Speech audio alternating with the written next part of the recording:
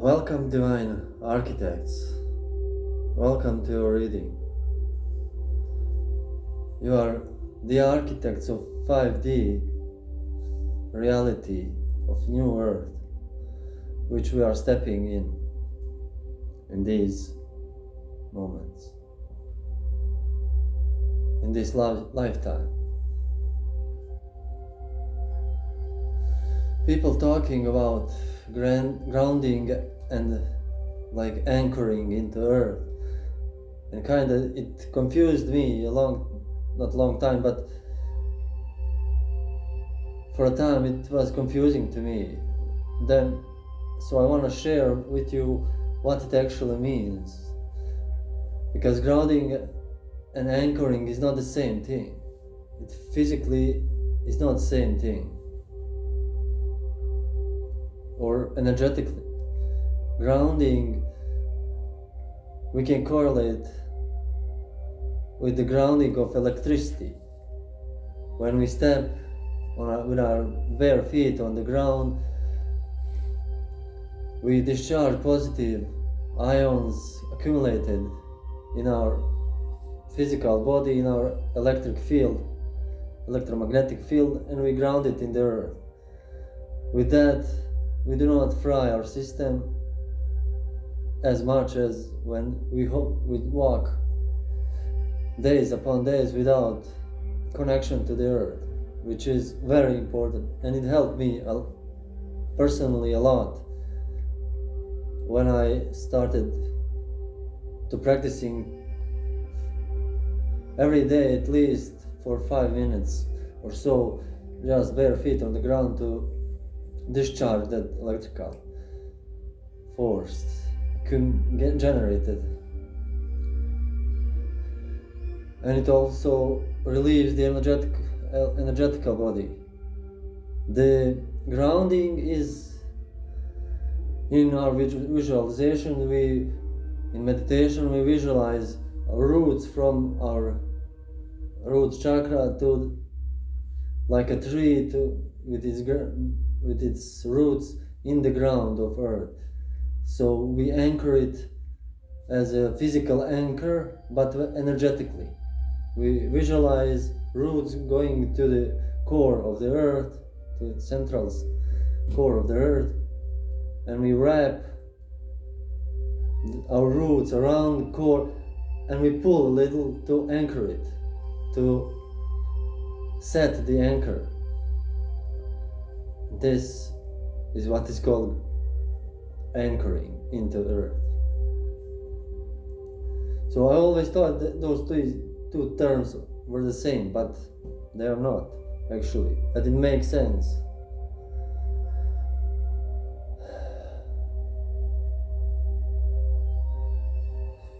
Okay, let's go for a reading.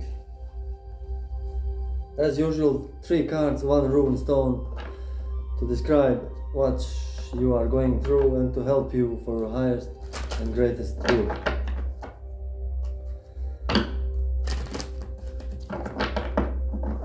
Three Rapha'el. How's it called? Cuts.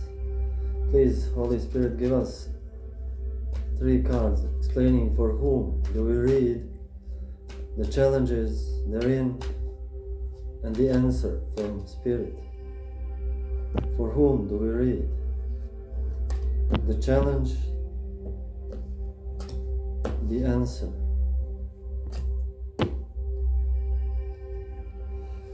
King of Wands. In foundational energy of this reading, speaking of authority, power, passion, strength,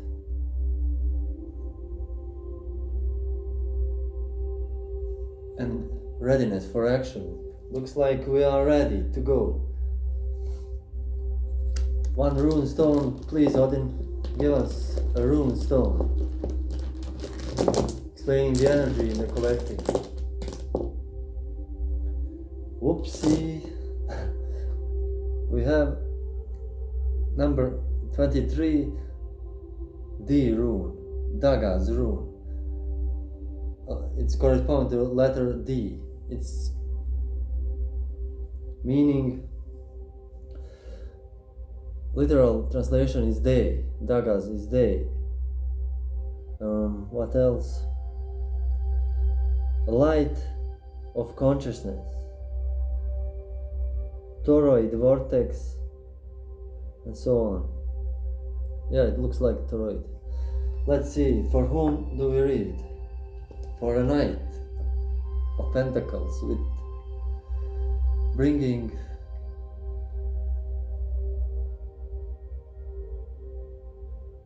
your work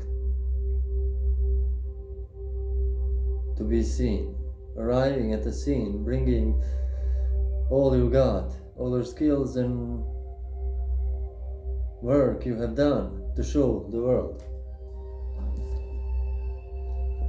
Knight of Pentacles. And with all those, you are stepping into battles for yourself. You are acting. The time for action. You feel it. It's now. But maybe, yeah, after the eclipse, it would be a good idea.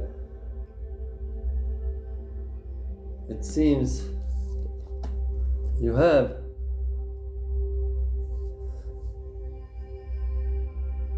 what you need. You brought it. Now you are charging it into action. And the answer from Spirit is Page of Cups, bringing message of yes, of emotional satisfaction.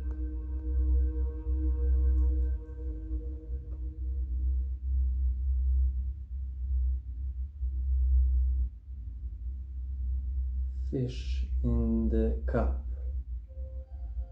Your cup is full. Spirit is saying, your cup is full, and you can afford to share the gifts you hold, the love you cherish, the compassion and appreciation and gratitude to the world.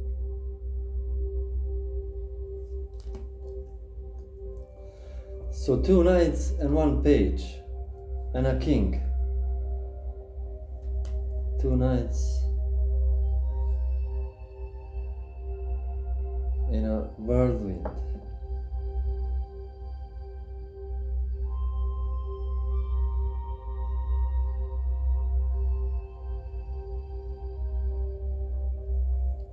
Let's read this rune, and we will.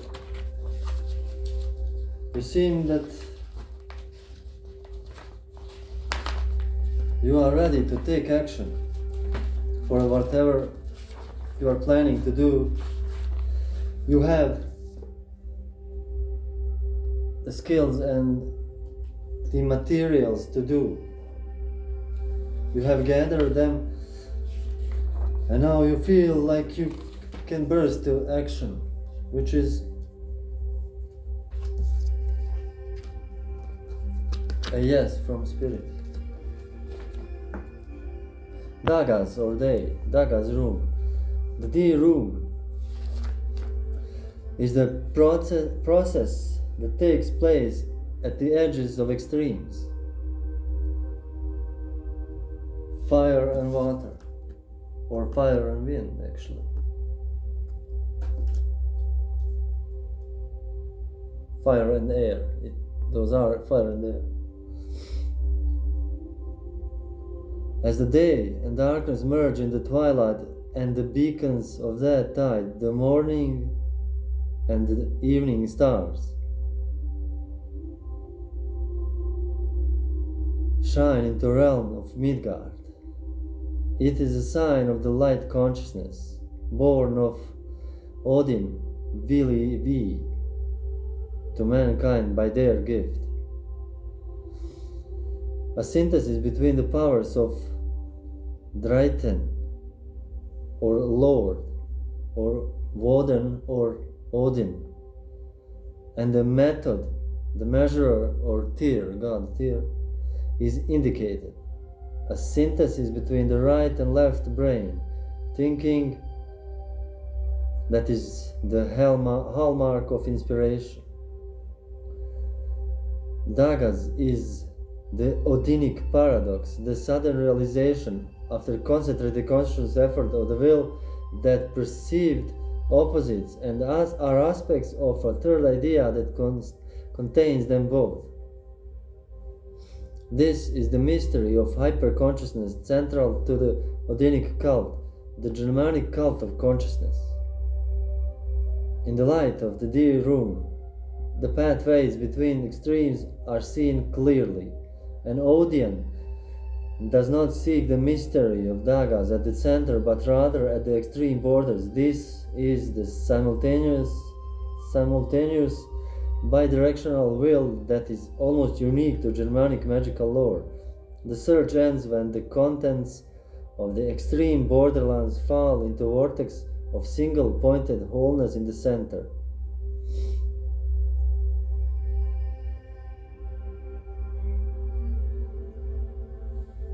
So too, you have balanced two forces within you, divine masculine, divine feminine. Looks like you have already arrived with significant equipment to the battlefield, metaphorically speaking. The battlefield you can equate to anything you are going through now, which can be challenges in this eclipse season, which are bubbling of unresolved karmic ties to be acknowledged, unresolved emotional distresses, which causes disease. It is time for bubbling out of from within, from the unknown. Light, bring the darkness to light, or shadow to light, to be acknowledged and tackled with. You are ready for this, and you are going to do this. This is perfect time to do that. Because now is when the eclipse is shadowing the light, our shadows are emerging, and we can acknowledge them, see them, as this page sees the fishes from the cup of emotions bubbling up. You can acknowledge and see them and express them and release them as with giving them thanks and gratitude for they led you to be who you are now. So you may, until you acknowledge them, they will be in your chakras, in your energetic body, tangling and stopping the energy systems to flow, and they build up until it bursts in some kind of emotional outbreak or something. So you must see them as they are. I know it's easy to say and very difficult to do, but the method is to allow them. They will come up if you allow them. If you mask them with addictions, or I don't know, insert whatever you do when you are overwhelmed, you will not, but you can let them arise, feel them once more as they own, accept them, see what they are truly. Do not run from them, do not try to suppress, because they will come, they will stay in you and create havoc later, blockages. See the fish in the cup of emotions, let them arise, acknowledge what they've done to you. You don't have to forget, but you have to forgive whatever yourself for being in such state, and allow yourself to cry maybe, or express your anger in, I don't know, doing push-ups or something like that. And only then you can release them. And this is balancing and observing my hands, observing at the edge of the vortex that is happening inside, and not in the center, because in every tornado, in every storm, in the center of the storm is calm, and you must be in the center of the storm, centered, but observation is not inside, around, but at the edges, where you can see what the things are. I'm not saying be all the time at the edges, but in the observation, you are at the center observing outside. Okay? Good. There's a link below for Google Meet. Once you can join Saturdays at 6 p.m. Central European Time. We do meditation and we, clear the blockages from this. This could be helpful now. Well, chakra, key ring, heart, crown, throat. We do it in musical way, and it's wonderful. Please join me. Thank you for your time. And I love you.